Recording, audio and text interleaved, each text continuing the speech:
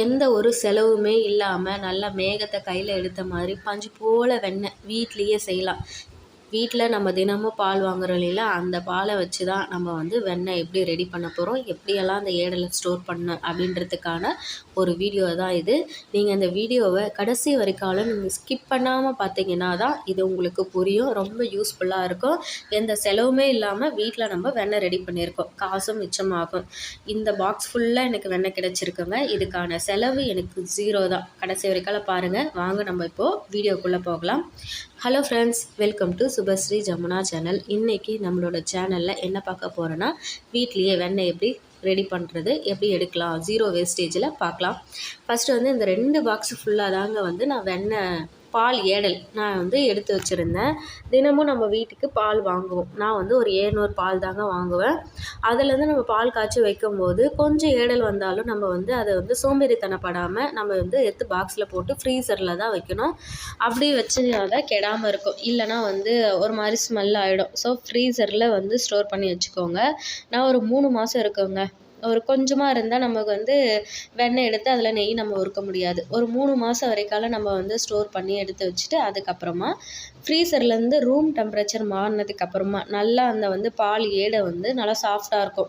அந்த டைமில் வந்து நல்லா மிக்சியில் போட்டுட்டு இந்த மாதிரி ஐஸ் க்யூப்ஸ் போட்டுக்கோங்க. இல்லைனா நார்மலாக இருக்கிற ஐஸ் வாட்டர் தான் ஊற்றணும்.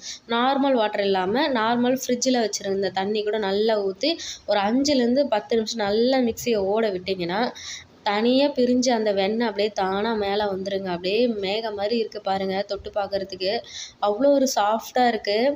இனி இதை வச்சு நம்ம நிறைய ரெசிபீஸ் பண்ணலாங்க. நம்ம தோசை, சப்பாத்தி, சாதம் எதை வேணாலும் செய்யலாம்.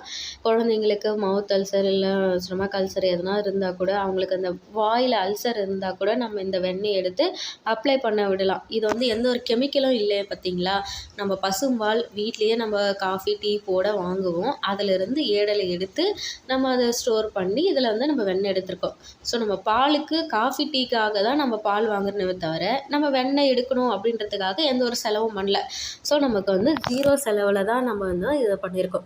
ஃப்ரிட்ஜ் ஆட்டோமேட்டிக்காக அது ஓடிட்டு தான் இருக்குது. நமக்காக வந்து ஃப்ரிட்ஜு இந்த வெண்ணெய்க்காக ஸ்டோரேஜுக்குன்னு கிடையாது. நம்ம கொஞ்சம் அதை எடுத்து நம்ம இப்போ அரைக்கிற இந்த நேரத்தை தான் நம்ம செலவு பண்ணுறோம். அப்படி செலவு பண்ணுறதுனால நமக்கு எவ்வளோ காசு மிச்சம் ஆகும் தெரியுங்களா. பாருங்கள், சூப்பராக வந்து ரெடி ஆகிடுச்சு. இதே மாதிரி நீங்கள் உங்கள் வீட்டில் இருக்கிற பால் ஏடலையும் நீங்கள் எடுத்து வச்சு செஞ்சு பாருங்கள். உங்களுக்கு நிறைய வந்து வெண்ணெய் கிடைக்கும், செலவும் மிச்சமாகும். அதிலிருந்து நம்ம உருக்கி நெய்யும் எடுத்துக்கலாங்க. இது வந்து நான் நார்மலாக வந்து பச்சை தண்ணி ஊற்றி அரைக்கும் போது இந்த மாதிரி இருக்கா, அதில் நம்ம லைட்டாக சில் வாட்டர் நம்ம ஊற்றினோம்னா அது மேலேயே அப்படியே மேகம் மாதிரி மிதந்து வந்துடும். அந்த வெண்ணெய் மட்டும் அழகாக எடுத்து நம்ம ஸ்டோர் பண்ணி வச்சுக்கலாம். எனக்கு இந்த மாதிரி 4 பால்ஸ் கிடச்சிருக்கு வெண்ணெய்.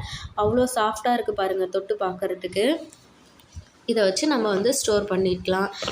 இப்படியே கூட நம்ம யூஸ் பண்ணிக்கலாம். இல்லைன்னா நெய்யாக கூட நம்ம வந்து உருக்கி வச்சுக்கலாம். எனக்கு இந்த ஒரு பாக்ஸ் ஃபுல்லாக வந்து வெண்ணெய் கிடச்சிருக்கு. பாருங்கள் எவ்வளோ சூப்பராக கிடச்சிருக்கு. நீங்களும் கண்டிப்பாக வந்து இந்த வெண்ணெய் எடுத்த ப்ராசஸ் உங்களுக்கு பிடிச்சிருக்கான்னு சொல்லுங்கள். நீங்கள் எந்த மாதிரியெல்லாம் வெண்ணெய் எடுப்பீங்க, நெய்யை உருக்குவீங்கன்னு சொல்லுங்கள். வீடியோ பிடிச்சிருந்தா நம்ம சுபஸ்ரீ ஜமுனா சேனலை லைக் பண்ணி சப்போர்ட் பண்ணுங்கள். உங்கள் ஃப்ரெண்ட்ஸ் அண்ட் ஃபேமிலிக்கும் ஷேர் பண்ணுங்கள். எல்லாருக்குமே யூஸ்ஃபுல்லாக இருக்கும். தேங்க்ஸ் ஃபார் வாட்சிங் ஃப்ரெண்ட்ஸ்.